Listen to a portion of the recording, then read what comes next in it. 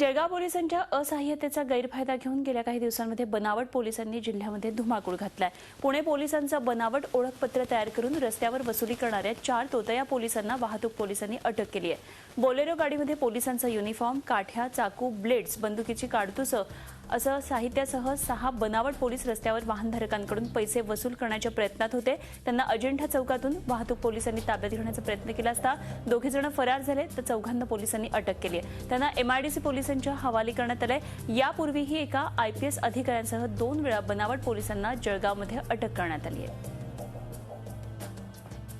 Bolero गाडी जी आहे त्याच्यामध्ये काठे मिळून आल्यात, आय कार्ड मिळून आलेत, त्यांचं हे खाकी ड्रेस मिळून आलेले आहेत, एक चाकू मिळालेला आहे, मॅगझिन मिळालेली एक रिव्हॉल्वरची, आणि त्यांना आम्ही आमच्या कर्मचाऱ्यांनी पकडलेलं आहे आणि याच्या पुढे MIDC पोलिसांना आम्ही त्यांना हँडओव्हर करत आहोत पुढील तपासाकरता।